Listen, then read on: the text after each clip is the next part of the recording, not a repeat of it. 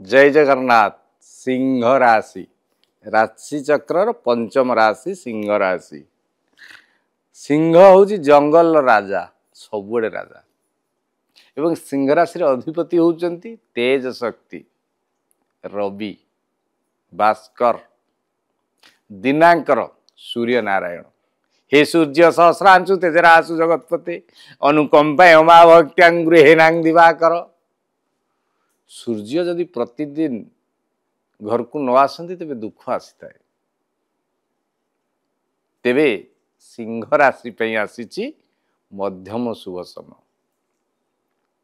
आपण जदि काम ठीक न करेंगे निजको ठीक भाव में रिप्रेजेंट न करेंगे आपण अलड़ा हो अखोजा हो प्रति ध्यान दिंतु।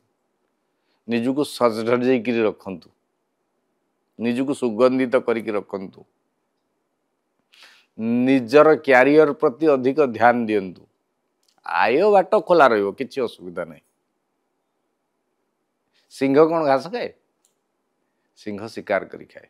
तेणु सिंह जदि शोई रहा शिकार के कर तेणु उपयुक्त समय आसी निर्णय नापी आपण जो अपेक्षा करते किसी करने चाहूँगी नूतन काम करने चाहूँगी आरंभ कर दिंतु एबे 16 अक्टोबर रु 16 नवेम्बर छात्र छात्री मानक पई अत्यंत शुभ समय रहिबो।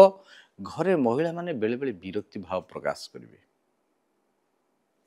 16 अक्टोबर रु 1 नवेम्बर बहुत भल रहिबो। 1 नवेम्बर रु 5 नवेम्बर भितर टिके मानसिक अस्थिरता रहिबो। ता परवर्ती समय 16 नवेम्बर पर्यंत अत्यंत भल रहिबो। डिसीजन नेला बेले बुझी विचारिकी नेबे पचारि बुझिकी नेबे। काम को सब स्मूथ करने चेष्टा करंतु। दीर्घसूत्री को परित्याग करंतु। सफलता आपन चरच प्रतिदिन सूर्य नमस्कार करजंतु एवं सूर्य को जलदान करंतु।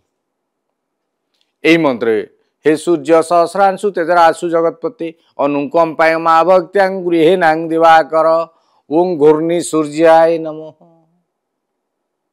करंतु। उपाय खुश रहंतु। जय जगन्नाथ।